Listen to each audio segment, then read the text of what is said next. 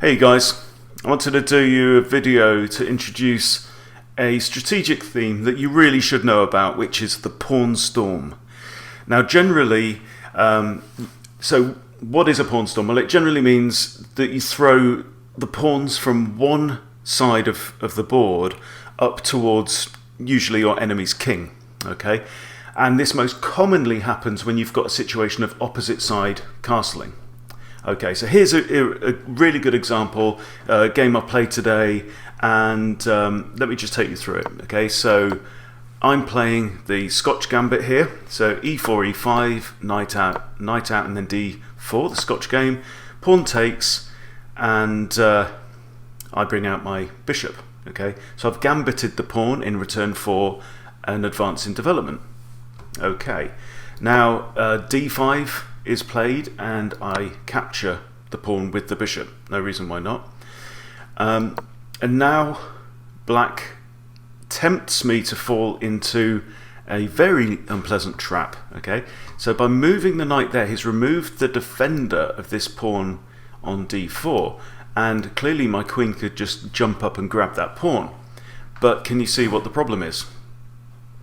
If I did that, he could play knight takes c2 with a fork on my queen and my king and even my rook. Okay, so I can't allow that, and I bring my bishop back down as a defender on c2.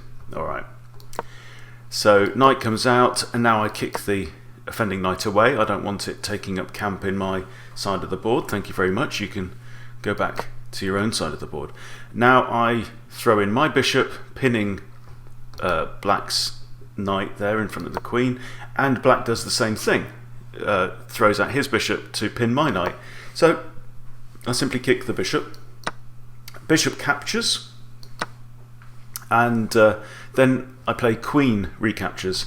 There is an idea maybe of capturing with a pawn to open up a semi-open file on the G file. That might be okay, but in this instance I decided to keep my options open. I don't know which way I'm going to castle yet, so we'll see.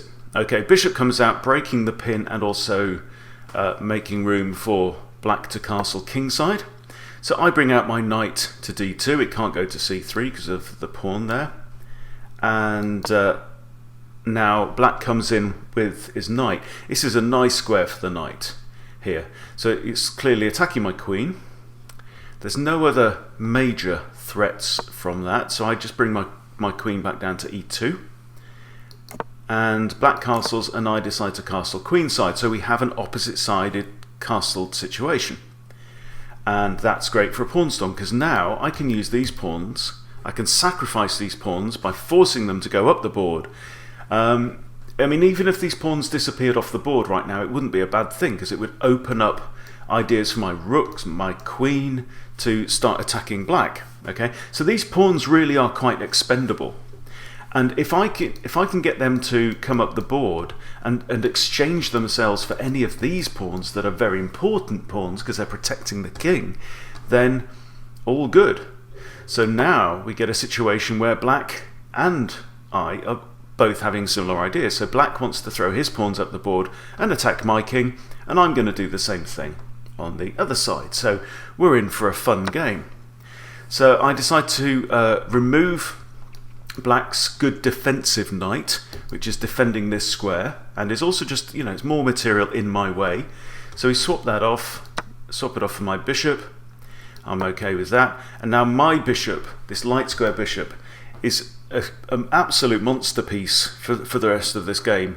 So it comes up to this wonderful outpost where it can't be harassed by any pawn, okay, and it's protected by the pawn on e4, and it's defending the pawn on e4 in return. So it's a lovely square, and clearly it's attacking b7 and x-raying through to the rook behind, so the rook is forced to move and defend the pawn. Okay, now I bring my knight out to f3. It would be great to swap off this knight as well, because that knight's in a good position. So now comes b5. So there's a pawn storm kind of starting on that side of the board as well. I swap off the knights, and now I play f4. This is actually a mistake, because I think I pre-moved it. Clearly the bishop could just grab the pawn with check and my king would have to move. I mean, it wouldn't be the end of the world, but whether black didn't see it or just decided it wouldn't help his case, then I'm not sure, but he moves the bishop back to f6, and now I squeeze. So I just push, that allows me to push e5, removing another square from the bishop. Black plays a decent response here with rook to e8. And now what that does is it pins this pawn. This pawn now cannot capture the bishop because then rook takes queen, and that would be catastrophic. So I simply move my queen back to f3, and the bishop moves back out of trouble. Okay, so now I've got, and if you notice, I've got a queen and a rook behind these advancing pawns, whereas black's only really got one rook on his side of the board. Okay, so now bring my queen into h5. So now I've got two pieces attacking this pawn here. There's nothing really that can be done. The pawn's actually pinned by the bishop, so the pawn can't move. So the next move is practically forced, which is g6. And now I simply pop my queen back to f3. Having done its job, it's caused the pawn to move, weakening the position slightly, and now black brings his bishop back down to f8, probably thinking about fianchettoing it in that square. But now it's time to send in the cannon fodder. Okay, so I push my pawn forwards on h4. Black responds by pushing b4. Now, here's a really good example of why this bishop is so good, right? And it's one of the great things about bishops is that because they're long-range pieces, they can be involved in an attack against your opponent and involved in defense at the same time, which you can't say that for knights. You know, knights can't control two completely different corners of the board, but bishops can. So this bishop is huge right now. It's having said that, I have moved my pawn forward, so it's only defended by the queen right now, but it's attacking f7. Right? It's got f7 pinned against the king. It's potentially attacking the king, but it's also providing a defensive role against the advance of these pawns. Right? So what I can do now is I can just play a4, and if either of these pawns comes forward, my bishop can just snatch them off. So very good. A5 is played. Now I play b3, which enables, well, basically it blocks off the advance of these first two pawns, and this one can't go forward because my bishop will just grab it if it does. So we've pretty much nullified, because of the order that these pawns have moved, I've been able just to block off that side of the board, which suits me very well indeed.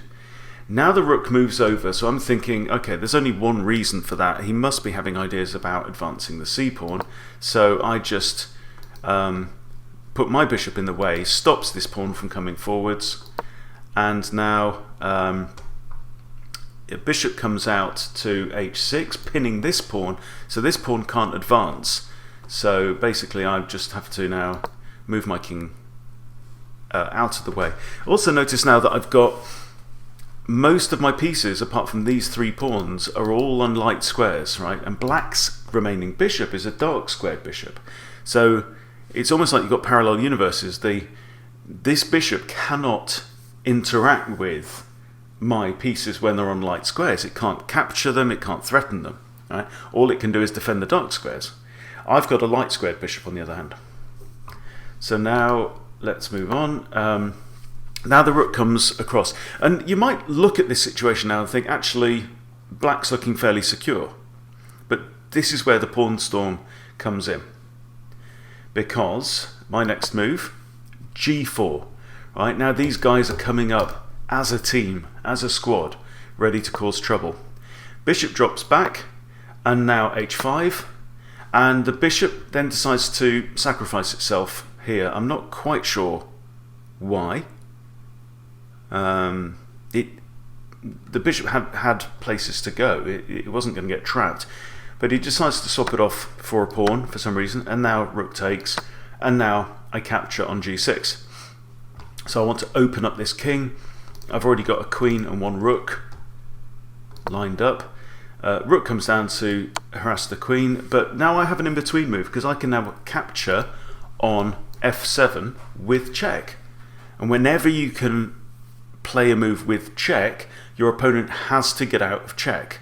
That's the rules of chess, right?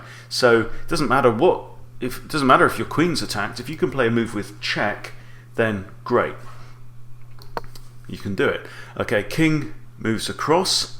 Now the king is, these two squares, notice, are unavailable, and the pawn is also defended by my bishop. Okay, so I move my queen forward one square, getting out of the way of the rook, and now black moves his queen here. Not quite sure what black's thinking. He's only used 4 minutes of his 10 minutes of time, but now I realise that there is actually mate in 1 on the board. I have a checkmate move now, and the way to figure that out is, okay, where can this king go? It cannot go there, and it cannot go there because of the pawn.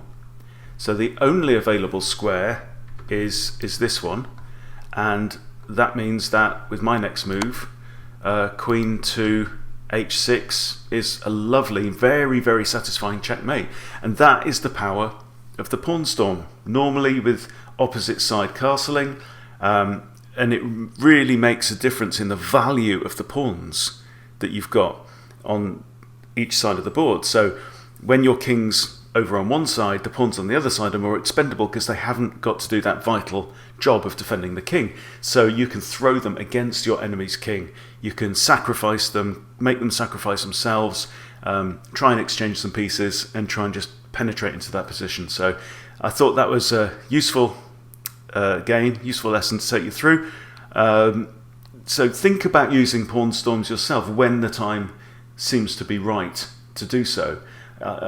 It is one, you do need to be bold. You do need to pick your time and pick your timing of it, but when it works, it can work really, really well. So hope that's given you some inspiration. I'll see you later.